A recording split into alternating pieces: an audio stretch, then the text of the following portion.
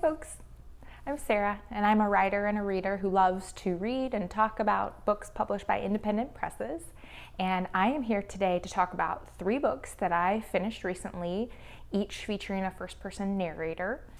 So these are the 3 books that I am going to chat about today. And it just so happened that these 3 books had some things in common, which was not intentional. It just so happened I read them all in a row.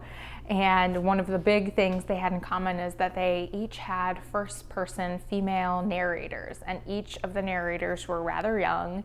They ranged in age from about 14 to 28-ish. All 3 narrators are on some sort of journey of transformation and self-discovery. All 3 books are also about family and community, and all 3 are also about sexual attraction and exploration. But these are 3 very different books, and they each use the first-person narrator in 3 very different ways, so I thought it might be worth exploring that here and seeing how it could help us write or read other stories that are told by a first-person narrator. So what's the goal for today? So the goal is to gush about these 3 books. If you've read them, please tell me in the comments. I thought they were each amazing. Also, the late, great Ursula K. Le Guin, in her wonderful book on craft, Steering the Craft, wrote that point of view really determines and impacts the tone, effect, and meaning in a piece of fiction. And so I thought that would be a good guideline for us today as we're talking about first-person narrators of each of these books. How do these first-person narrators affect the tone, effect, and meaning of each of these novels, with the ultimate end goal of illustrating the depth of point of view. So when you're writing or reading, it's not just a question of, okay, is this going to be first person or third person? There's a series of questions that then follow that. This is first person, and what other choices does that lead to? And what other questions does that bring up? So that's the goal, is exploring the depth of a first-person narrator within 3 examples that on their surface, young female narrators might seem like they have something in common, but really illustrate very different approaches. But before we get crafty, let's talk about each of these 3 books. We have The Adventures of China Iron by Gabriela Cabezón Cámara, and it's translated by Fiona Mackintosh and Iona Macintyre. This novel is set in 1872 in the Pampas region of Argentina. It's narrated by China Iron, a teenage woman who is abandoned by her husband, and instead of staying in the impoverished rural camp that she lives in, she sets off into the wild Pampas. She encounters another young woman named Liz, and they set off on this journey together in Liz's ox-drawn covered wagon. And along the way, they encounter wildlife and plant life and other human life. And it's this beautiful journey. Liz is searching for her husband, and China is kind of dreading running into her husband. So what's great about this novel is that it is actually based on an Argentine epic poem called Martin Fierro that was published in 1872, which is the year this novel takes place. This novel was published in 2017 originally in Spanish. And Martin Fierro is the hero of the original epic poem from 1872, and he's a gaucho. And this epic poem really celebrates the role of the gaucho, or skilled horseman, in the nation building of Argentina in its early nation building years. And Martin Fierro has a wife in the epic poem, but she's never named, and she only gets a few lines. And China Iron is, in this novel, Martin Fierro's wife. And so this novel is really a feminist, queer, post-colonial reclaiming of China Iron's story. This is published by Charco Press, which is a UK-based independent publisher who publishes exclusively Latin American literature that they then that's then translated into English. And it's a fantastic, from what I've read so far, an absolutely fantastic publisher. So then we have Three Summers by Margarita Liberaki, which was translated from the original Greek into English by Karen Van Dyck. And this is a well-known and beloved Greek classic novel that was that was published in 1946. And then it was published later. When was this published? In 1995. It tells the story of three sisters who live outside of Athens in a big house in the middle of the country. It's narrated by the youngest sister, 16-year-old Katerina, and her older sisters are Maria and Infanta. And it's a novel about their everyday lives in these three summers, but it's also a story of transformation and self-discovery and growing up. And it also is about the community, the neighbors and their family and family secrets. And it's just a great, really very summery, perfect, obviously from the title, it's a perfect summary novel, beautiful novel. There's romance, beautiful Greek surroundings, sexual awakening, neighborhood drama, romantic drama, all of the above. So it's about observations of small town Greek life before World War II, but also about what life choices were available to young women at that time. It was published by NYRB Books, which is the book publishing arm of NYRB Books, which is the well-known and beloved magazine. And finally, we have New Animal by Ella Baxter. This is a debut novel. Ella Baxter is an Australian writer, and this is the story of Amelia Aurelia, who's a cosmetic mortician who works in her family's funeral home. And early in the novel, her mother dies, and it's about basically about Amelia's unraveling from there. She, even before her mother died, she would spend her days being a makeup artist for the deceased, and then her evenings were spent sleeping with basically every man she could find on the internet. And then when her mother dies, she's overcome with grief, and she heads off to stay with her father, who lives in Tasmania, and avoids the rest of her family. And she kind of stumbles into the local BDSM community, and basically flounders around trying to cope with her grief, and hijinks and disaster ensue. And so I'm smiling. It's such a horrible and sad premise, but it's actually a quite funny novel, funny and sad, which is my favorite combination. This is published by $2 Radio, the Columbus, Ohio-based independent publisher that I am obsessed with. And if you can get to Columbus, Ohio to visit their bookstore and their cafe, I highly suggest it. It's wonderful. Okay, so the crafty bits. So before we dive into each book, I thought I would give kind of an overview of some thoughts on first-person narration in general. So first of all, let's start off with the basic question: what is point of view? Point of view in fiction is answering the question, who is speaking? Who is telling the story? So then what is first-person narration? First-person point of view is when a character in the story is the one speaking, is the one telling the story, using the singular first-person pronoun I, as in, I took an ox-drawn covered wagon across the pampas of Argentina, and as in, I joined a local BDSM community to avoid going to my mother's funeral.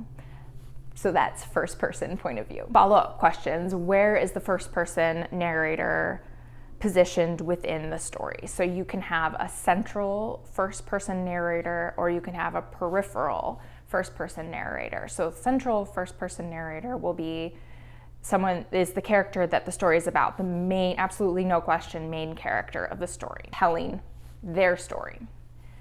A peripheral narrator is going to be a character in the story who is maybe telling someone else's story. So The Great Gatsby is like the the oft-used example for that. So the main character is observing someone else's story, someone else is the main character, and the narrator is telling their story, or the narrator is maybe telling the story of the community around them, and they're kind of a peripheral or part of that community. They're not the main central story. It's not about them. So in these 3 books, I think there's actually a mix of central and peripheral narrators, so we'll explore a bit of each of those as we get to the books. So then you can ask, when is the narrator telling the story? It's important to think about how point of view and tense work together within a story. So if you're using past tense and you have a first-person narrator telling the story in past tense, it adds an element of reflection to the story, because they are telling the story from a later point in time, and they have had time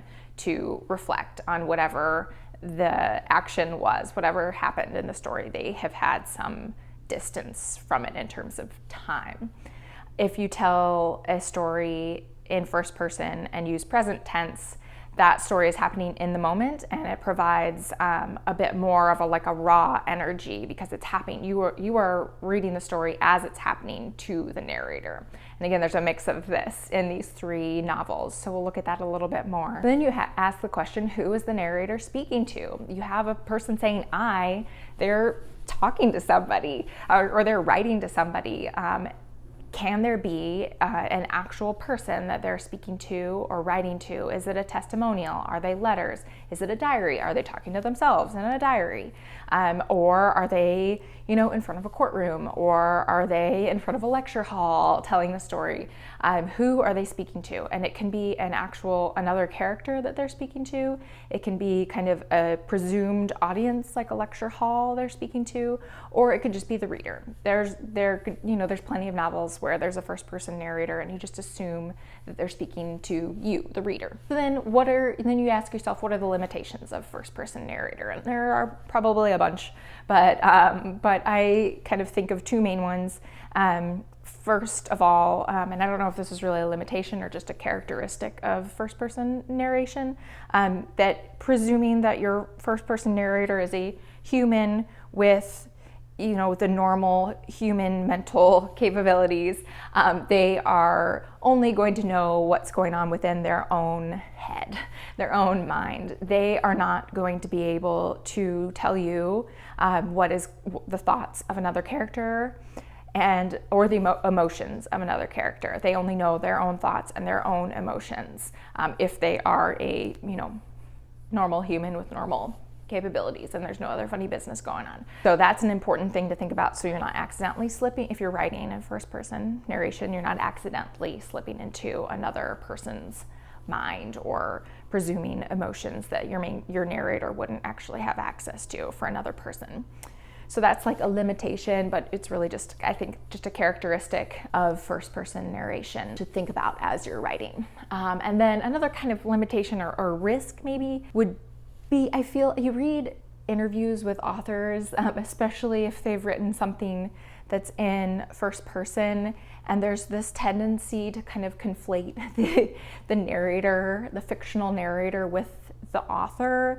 And so you'll read these interviews where the interviewer is asking basically, oh, did this actually happen to you? And I think that is a risk, that would be a fear I would have, and I have had writing a story that's in a first person, that's told by a first person narrator, like, oh, is somebody gonna think that this was actually me, that I did this, or that this happened to me? So that's kind of a risk that I hope doesn't scare writers away from using first person if that's the right choice for the story. It's going to happen, and hopefully, if first person is the right choice, that's the choice you're going to make. So what are the benefits, though, of writing in first person? There are, of course, a lot. I think the primary one is that it's an opportunity to develop a strong, memorable voice in the novel. So you can have a voice that is witty or sardonic or anxious or angry or joyful or naive or manipulative or whatever it is. You can put all of that into the actual voice telling the story, and that's huge. That can enhance the story if that's the right choice for the story. it can be very memorable. I also believe that first-person narration provides avenues to deepen the theme of storytelling itself. Who is the narrator telling the story to, and why? That is a question within the story, but it's also a question about storytelling. Who gets to tell certain stories? Why do they tell them, and who are they telling them to? You have a character who is telling their own story, and you as a writer get to decide who that voice is. Or you as a reader get to notice, like, who is telling this story? Who is getting to tell this story? So your fiction becomes not just about the story, but about why and how a story is told. So when you are a writer making choices or a reader noticing choices, you are deciding or noticing who in this particular fictional universe is getting to have a voice to tell this story. Maybe has their voice gone unheard and they're reclaiming their right to tell it? Are they a parent or a grandparent telling it to their child in an effort to preserve their legacy or to make a commentary about the way memory functions and is passed down?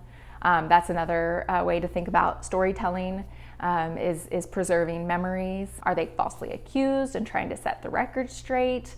That's another way to think about storytelling. Who gets to decide whose story is true or not? Are they telling a story with a bit of a spin in an effort to manipulate the audience they're speaking to? In that case, you are talking about how storytelling, is always going to have a bit of a spin on it based on who's speaking. So your fiction is no longer just about the story. It is at its core also about storytelling itself, which I think is such a beautiful thing. Okay, so back to the books. So things that all three of these beautiful books share. Like I mentioned, they all have a young female narrator. For all three, and I think what inspired me to actually talk about this, I feel like the point of view, the first person, female, young point of view is central to how these novels actually work. They're central to the meaning, they're central to the story.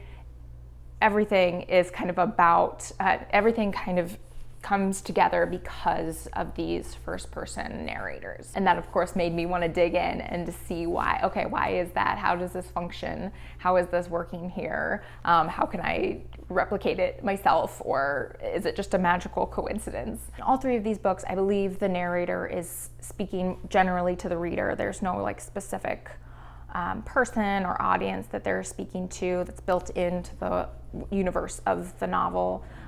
They're just speaking to me as the reader when I'm reading the book. And something to point out, something important to point out, I think, is that it's very helpful that each narrator in each of these books is very observant of their physical and natural surroundings. And that is very helpful when using first-person narrators, because it allows you to add detail to the work of fiction, and it allows you to perhaps create a more lush, color-filled world because you have a narrator who is good at describing those things. But it's not just by luck that we've ended up with very observant narrators in each of these novels. That is a key detail of each of their characters, each of their situations, and each of their stories. It's not just like, oh, I'm gonna make my character notice details because, that'll just make it easier to write details in the book. No, it's central to their actual stories and their personalities. So in here, China Iron is really seeing the world for the first time, and she's seeing it through the eyes of Liz, who is teaching her to read, is teaching her to paint, is teaching her about the globe. And so her eyes, a part of the story is her eyes are being opened to the world and the beauty of the world. And so that allows her to then be describing the incredible rich colors of the pampas and noticing what the animals are up to and the wildlife and the other humans, because she's now finally having this human interaction and falling in love with Liz, which is kind of priming her for noticing how other people are interacting in the world. And so It's her circumstances here that allow her to be so descriptive in the novel, I think, at least.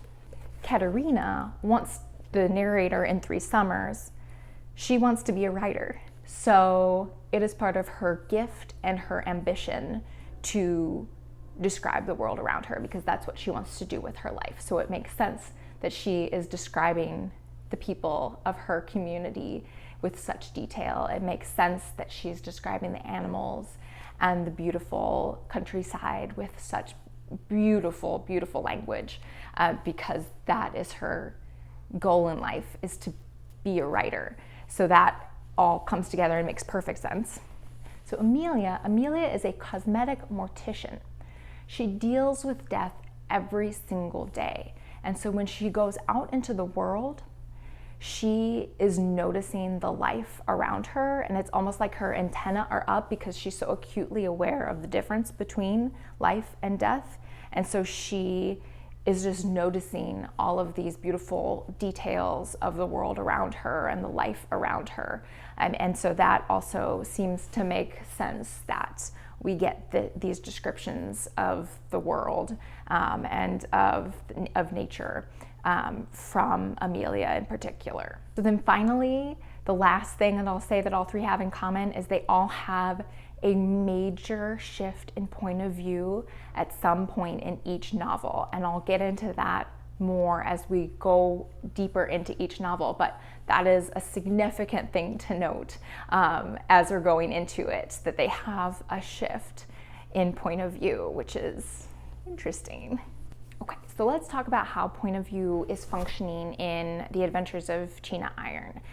So this is being told from a bit of a distance of time. We're not sure how much time or from what point in time it's being told necessarily, but it adds an element of reflection to the narration. So in their note, the translators kind of describe this as a combination of naivete and wonder of the young China Iron combined with like an older reflection and a bit of older wisdom and distance as she's looking back on this time of naivete and wonder in her life. So in terms of central versus peripheral narrator, a lot of this novel is actually about Liz, and it's about China observing Liz and others that they encounter on their journey.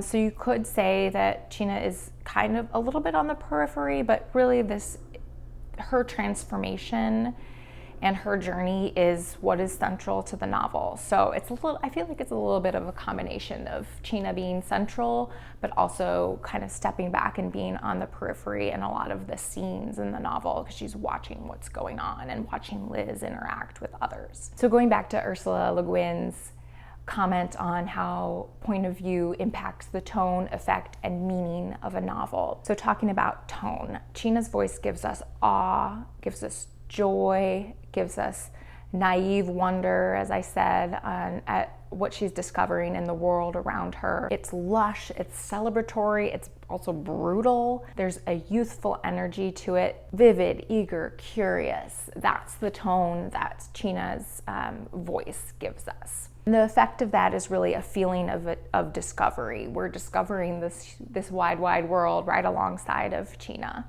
Because it's told from the future, it's more of like a considered and reflected joy and awe from a distance of time. You can feel that this is someone reflecting on the light and the color of the pampas, and of falling in love with Liz, and of meeting all these wonderful characters. And so that really is the effect, is joy and awe and curiosity and wonder, but being told from afar by like a wiser person who's already been through these experiences. So that brings us to meaning. So the point of view choice in this novel is so central to its meaning.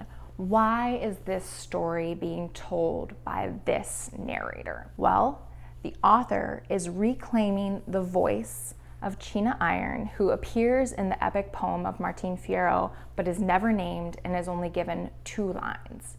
So by choosing China Iron as the narrator of her own story, she is reclaiming China's voice. She's also flipping the kind of individualistic Western narrative on its head. So China is reclaiming her voice, but then she is expanding at the end, expanding that voice into the collective. So it becomes not just China's voice, but China's voice expanding and sharing the opportunity to be heard with the whole community by the end. So by the end, everyone has a voice. So this is kind of a bit of a spoiler, but in the last 4 chapters, and the chapters are very short, so in the last 4 chapters, we have that point of view shift.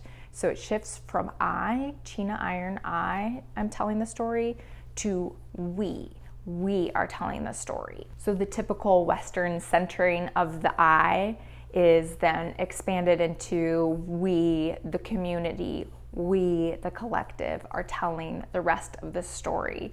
And it is told in such a joyful and happy and beautiful way, demonstrating how elevating the collective over the individual is the way of the future. And it's one of the happiest, most joyful endings I have actually ever read. It's saying that there is hope for a collective future and mutual cooperation and a thriving community. And that is done so subtly by shifting the point of view. I didn't even notice it until I went back and I was like, oh wait, as I was thinking about point of view, I'm like, I feel like the last part of the book was told in a we voice, and it totally was, so I didn't even notice it in the moment. And so it's just this subtle way of emphasizing that message. So my biggest takeaway from this novel is thinking about who gets to tell a story. And here it is important that China Iron gets to tell her story and then has that opportunity to show us how our story, like how my story, can be expanded into our story. And so that is my biggest takeaway from this beautiful novel. Okay, so then we have 3 Summers, Margarita Liberaki. And again, this is told by our narrator, 16, when it opens, I think she's 16 years old, Katerina, the youngest of 3 sisters. And in terms of time, it seems to be told from the end of that 3rd summer. So there's a little bit of distance of time, but not much. She still has that like teenagery voice at the end. So it's not like we're getting a story of like an older, wiser person. We're still getting the story of basically more or less a teenager. So this is told by Katerina, and it is her story, but for a lot of the novel, she definitely is on the periphery. She is telling us the story of her sisters. She is telling us the story of her mother. She's telling us the story of her aunt and her grandpa and her father. And she's telling us the story of all of her neighbors. And so she is certainly on the periphery for a lot of the story, but by the end, you can see that this is absolutely Katerina's story. And because of her ambition to be a writer, you can see how it was important for her to be the one telling the story of all the others, because she was, it was almost like an exercise in compare and contrast and seeing how other people are living their lives and having that help her determine how she wants to live her life. So she is on the periphery, but only because those other stories she is using to make plans, basically, and decide how she wants to live her life. And Liberaki does something really interesting in here in terms of point of view. She slips into 3rd person quite a lot. There are whole chapters that are in 3rd person, I think. There are big sections that are in 3rd person, and they're from the perspectives of the other characters, primarily her sisters, and I think her mother a bit, and one of her neighbors in a big way. So definitely get points of view of other characters in a close, and mostly in like a close, limited 3rd person. So it's slipping from 1st person Katerina into the 3rd person. So we're still only limited 3rd. So we're still only in the heads of the character we've slipped to. And we're going back to Ursula here, our guide. Ursula says, she warns us to go from first to third at our peril, because it's risky. It's very risky to do, and you have to know what you're doing, and you need to have a reason for doing it. And another craft book I love by Janet Burroway called Writing Fiction describes kind of point of view as a contract between a writer and a reader. And if you break that contract by like suddenly shifting to a different point of view, you risk displeasing your reader. So you have to have a good reason. And my takeaway from the 3 Summers is that Liberaki absolutely had a good reason for slipping from first to third person. So I think, and I don't know if I'm right, but I think that our slipping into third person is actually still Katerina telling the story and exercising her budding fiction writer ambitions to tell the story that may or may not be true of other people in her life, or what she imagines their internal life is like, or their private life. And there are kind of 3 clues that make me think this is what's happening. The first is that Katerina actually says up front that she has a habit of like making up stories about other people, and that her family actually chides her for doing this, and she gets in trouble for making up stories about other people that aren't true. And she's just kind of imagining, she feels like she's just imagining these stories and not trying to do any harm, but then she actually, shares it, and it does cause harm at some point. So that's the first clue. Secondly, there is another character in the book who's kind of a minor character towards the end, but he's an old man, and he is writing down the adventures of his son. He's writing down his imagining, and the things that his son is telling him. His son is a world traveler, travels the world and comes back with all these adventures, and this old man is writing them down. So I feel like that's almost like a parallel. You can see Katerina like talking to him and thinking about that, and the fact that that's included as a detail makes me think that that is actually what Katerina is doing. And then the third reason I think that's what's going on is, kind of spoiler alert, at the end Katerina makes up an entirely fictional episode. And you kind of it's like trying to figure out if it's a dream sequence or what it is. You can tell it's fictional, but she makes it up. And then she admits that she made it up at the end. And so I took that to mean that, throughout the novel, what we're getting is actually Katerina imagining as I said, the private life of her mom, like what's going on in her mom's head, and her neighbors, what's her neighbor writing down in her diary. So that I feel like that's a possibility, and it would make a lot of sense with the theme of the novel. Going back to our tone, effect, and meaning. So the tone of this, the translator describes this as dreamy but realistic, and I completely agree with that. I found it to be youthful. We have a very romantic, dreamy, dramatic teenage voice going on here. It's sensuous, it's sun-drenched, we have lazy days, but you also get the sense that like everything important is happening right now. Everything that is important that will ever happen in these teenage girls' lives is like happening right now in these summers, which is exactly what it feels like to be a teenager. Like everything that's happening right now is the most important thing that will ever happen. So that's the effect. It's lazy but high drama. It feels like a teenage summer. And then meaning, pretty simply, I feel like this is the tone that we get of Katerina's first-person narration is the formation of a young writer, and that is what we're getting out of this first-person narration. My biggest takeaway here is kind of how to be playful but purposeful with a first-person narrator.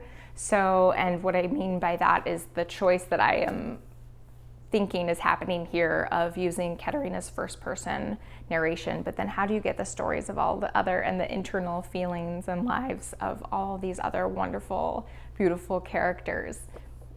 Maybe there's a playful way to do that. And so just think about how you can access the stories of other characters if you do have a first-person narrator. Okay, foot cramp. Oh. Okay, So New Animal by Ella Baxter. So first things first, if we're talking about peripheral versus central narration, this is 100% central, focused on Amelia. This is her story. It is nobody else's. And in fact, this novel is about how she is centering herself over others in this time in her life. So absolutely central narrator character. So what's the tone? The tone here is very much influenced by the fact that we are in present tense.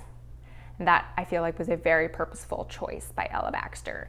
This is raw. We are in the moment with Amelia. She is grieving. She is a mess. It is chaotic. She is making choices in the moment that we are just baffled by. And that is all happening now in the moment. And that is really due to the combination of first person and present tense. The tone is also really funny. It adds a levity to this, what would be depressing and frightening situation.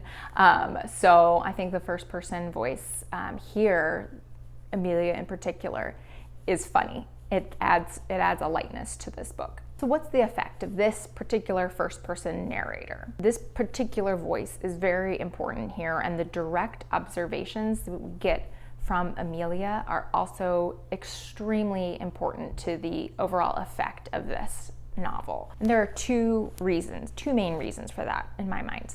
One, Amelia has an extremely unique relationship with death. She interacts with death and the deceased human body every day at work. And therefore her observations in her voice, where she's telling us that death is not necessarily scary. Death and deceased human bodies are actually quite beautiful. We need to hear that message in her voice, otherwise it will come off as creepy, in my opinion. If that was in third person, I think that would be creepy. But because it's in Amelia's voice, we kind of accept it more, and she's able to really go into her point of view about why, death and these people who work in the industry that she works in are really performing a beautiful service. And there's so much wonder and joy and humor actually in that world. And that is essential that we have that coming directly from Amelia's voice. Two, Amelia is extremely confused about what she needs. And because this story is told in her first person voice, we are deeply sharing her confusion about what she's doing and why she's doing it, especially when it comes to sex. She is not coping well, and she is making choices with her body that, again, are confusing. And so having it in her voice really makes that more palpable as you're reading it, because you're right there along with her. You're like, why am I doing this? Why is she doing this? So how does this all impact meaning in the novel? So at one point, Amelia actually says outright that her mind and her body aren't really, I think she explains it as like they're not really working together, or like her mind is not taking care of her body. And because we are reading this in first person, we are also trapped in her mind. We're right there along with her. We're trapped in her mind as she's doing things to her body or letting her body be in situations that maybe aren't healthy, or she's making choices about what to do after her mother's death that are maybe confusing. And also, kind of as I've mentioned earlier, a lot of the novel is about how people who work around death really see death differently than the rest of us, and that's core to meaning in the book. And so seeing everything from Amelia's eyes, seeing it from someone who has this unique perspective to death is really important to taking away meaning from this story. And as I also mentioned, Amelia is, as she's grieving, she's really unable to go outside of herself and think of others. And so she's making choices based on what she is needing right now. And she's making a choice not to be thinking of others, not to be thinking of her family in that moment. So that mirrors the fact that we are only in her voice. The novel centers Amelia, mirrors the choices Amelia is making to center herself. And so that is important to have that first person narrator to connect those pieces. So again, a bit of a spoiler, at the very end, the very, very end, slips into second person. So we have I, Amelia, I, and then it slips to you, Amelia talking to you. And so again, we have a third novel where the point of view is changing, and that I think is another beautiful reflection of Amelia's transformation. Again, spoiler, but not plot spoiler, where she has been centering herself, and then that changes to you. Oh, I'm getting chills. I just think that's so beautiful that she's made that journey for within herself, where it's all about me, and now it's about you. And that kind of, I feel like that could be a reflection of grief and of losing someone so close to you. Because so throughout the novel, Amelia encounters people who sit with her, who have experienced grief themselves, and sit with her through her grief and through her odd choices that she's making. And so at the end, you can see Amelia doing the same thing. She is now prepared, having gone through it herself. The pain is not gone, but now, especially in her role that she has in her family's funeral home, she can sit with others through their grief. She can sit with you through your grief. I'm getting chills right now. So this book is great. I love this book. I loved all three books. So my biggest takeaway is the power and joy that comes from a strong narrator, a strong voice in a novel, and how a wise writer will find the right voice to tell a particular story, and how to let the meaning within the story shape the voice, but then allow the voice to shape the meaning, and how to blend that all kind of seamlessly. I don't know how to do it, but it seems to have been done by these three writers. So there we have it, how three different books can have first person young female narrators, but have such different takes on it, such different tones and effects and meaning behind it. I think perspective is something that you work out as the story makes its way from your mind onto the page. In my favorite works of fiction, form really mirrors and enhances content and vice versa. And I think a piece of fiction needs to live and breathe out in the world before the point of view can really make itself known, if that makes sense, or before it can find the content maybe of a story needs to be breathing in the world before it can find its true form. It needs to live on the page before it can really find its true form. But when it all comes together, it's a beautiful thing. So thanks so much for joining me. I have been talking for a long time, so I think I'm going to go read a book now, and I hope you do too. See you later. Bye.